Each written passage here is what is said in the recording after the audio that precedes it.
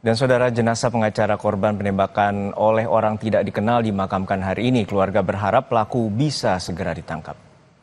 Jenazah Rudi Gani dimakamkan di pemakaman umum Galung Boko, Kabupaten Pangkep, Sulawesi Selatan. Istri korban mengatakan saat kejadian korban sedang makan bersama di kantor suaminya yang berada tidak jauh dari rumah mereka. Secara tiba-tiba terdengar suara tembakan yang membuat korban langsung meninggal. Meledak itu kayak petir, itu kayak ledakannya itu kayak apa ya, padahal ada musik, nah tapi masih besar, masih kentara, saya dengar kentara, langsung tergeletak, saya pikir kaget. Itu bisa tahu kalau tembakan dari polisi di puskesmas. Seorang pengacara tewas ditembak orang tidak dikenal saat malam pergantian tahun di Kabupaten Bone, Sulawesi Selatan. Usai disemayamkan di rumah duka, hari ini almarhum akan dimakamkan di Pangkep, Sulawesi Selatan. Penembakan seorang pengacara hingga tewas oleh orang tak dikenal terjadi di Desa Patuku Limpoe, Kecamatan Lapariaja, Kabupaten Bone, Sulawesi Selatan saat malam pergantian tahun. Kejadian bermula saat korban beserta sanak keluarga bersantap malam di kediaman mertua korban. Beberapa saat terdengar suara tembakan di luar rumah, namun korban sudah ditemukan tidak sadarkan diri. Saat dibawa ke puskesmas terdekat, sang pengacara Rudi S. Gani meninggal dunia dengan luka di pipi. Polisi terus menyelidiki dan mengejar pelaku penembakan pengacara ini. Yang ditembak berinisial RD, seorang pengacara yang bertempat tinggal di Makassar, Kota Makassar. Terjadi penembakan tersebut, korban dibawa ke puskesmas Lapariaja dan sesaat setelah tiba di puskesmas Lapariaja, korban meninggal dunia. Kita tembak, korban terdapat di bawah mata sebelah kanan. Sejumlah kerabat datang untuk menyampaikan duka cita atas meninggalnya korban di Jalan Kelurahan Lorong 6, Kelurahan Kaluku Bodoa, Kota Makassar, Sulawesi Selatan. Pihak keluarga yakin polisi akan mengusut kasus ini dengan profesional. Menurut rencana, almarhum dimakamkan di Kabupaten Pangkep. Tapi saya percaya karena ini kami dapat berita juga dari Polda Sulawesi Selatan, sudah semalam itu sudah turun semua berkoordinasi dengan Polres Bone, dan saya percaya penuh kalaupun kejadian adik saya ini meninggal karena tertembak, saya yakin Polri profesional, ya pasti profesional, pasti bisa, apalagi kemarin tadi sudah diotopsi, ya tentu pihak kepolisian sudah punya data.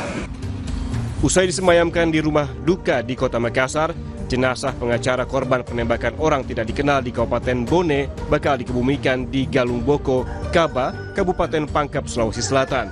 Sejumlah persiapan pemakaman juga sudah dipersiapkan oleh pihak keluarga. Hingga Kamis pagi, sejumlah kerabat korban juga masih terus berdatangan untuk melayat dan menyampaikan rasa duka cita. Tim Liputan, Kompas TV.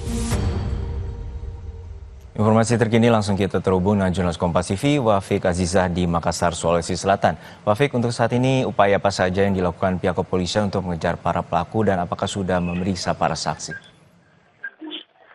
Iya, Judo dan juga saudara, ada berbagai langkah penyelidikan yang sudah dilakukan oleh Polres Bone bersama dengan tim gabungan dari Polda Sulawesi Selatan. Sebutnya pada 1 Januari 2025 kemarin, Polres Bone telah membentuk tim gabungan dari Reskrim dan Intelkam ditambah dengan tim gabungan dari Polda Sulawesi Selatan. Hingga saat ini rangkaian penyelidikan sudah dilakukan dan hari ini sudah keluar hasil otopsi jenazah korban, di mana hasil otopsi yang dilakukan oleh forensik Dokes Polda Sulawesi Selatan, di mana korban mengalami luka tembak di wajah, tepatnya di bawah mata, dan juga ditemukan peluru bersarang di tulang belakang korban.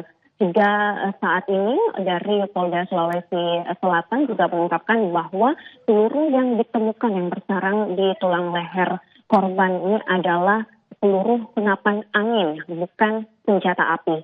Dan dari pemeriksaan peluru tersebut yang kemudian dari Bidokes Laboratorium Forensik mengatakan bahwa pemeriksaan peluru tersebut kalibernya 8 mm. Di pada kaliber 8 mm ini ditemukan bersarang tepat di tulang belakang korban. Kemudian saat ini kami masih akan menunggu bagaimana kemudian penyelidikan dan juga pengembangan terkait proyektil yang ditemukan di tubuh korban, dan sejauh ini dari tim forensik lab Polda Sulawesi Selatan mengungkapkan bahwa proyektil tersebut merupakan proyektil dari senapan angin, bukan senjata api. Di mana sejauh ini Polres Bone dan juga Polda Sulawesi Selatan sudah melakukan berbagai rangkaian penyidikan, namun hingga hari ini di hari kedua penyelidikan belum juga diumumkan dan juga ditetapkan siapa kemudian pelaku dari penembakan misterius ini dan apa motifnya. Kami masih akan menunggu bagaimana kemudian pengembangan kasus ini.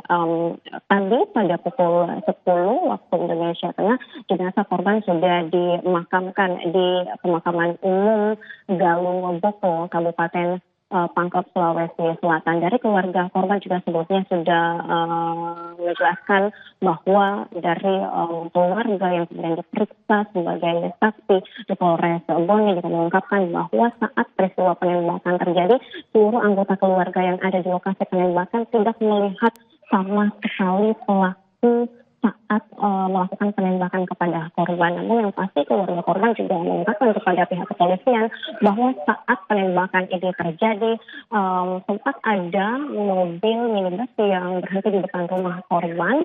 Saat kemudian penembakan ini terjadi, mobil minibus tersebut kemudian langsung beranjak pergi. Hal ini kemudian juga menjadi salah satu poin penting yang diselidiki oleh tim Laboratorium Forensik Polda Sulawesi Selatan. Hari ini korban sudah dimakamkan di kampung halamannya di Pangkep, Sulawesi Selatan, dan juga keluarga korban berharap agar kiranya proses penyelidikan kasus ini bisa diungkap seadil-adilnya oleh pihak kepolisian.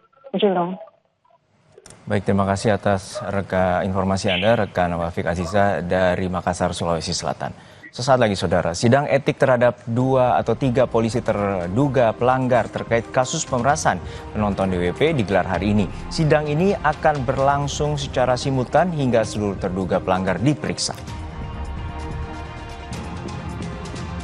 PT Kereta Api Indonesia memprediksi puncak arus balik libur Natal 2024 dan Tahun Baru 2025 terjadi hari ini. Untuk mengantisipasi lonjakan penumpang, PT KAI akan menambah 2.000 tenaga kerja yang tersebar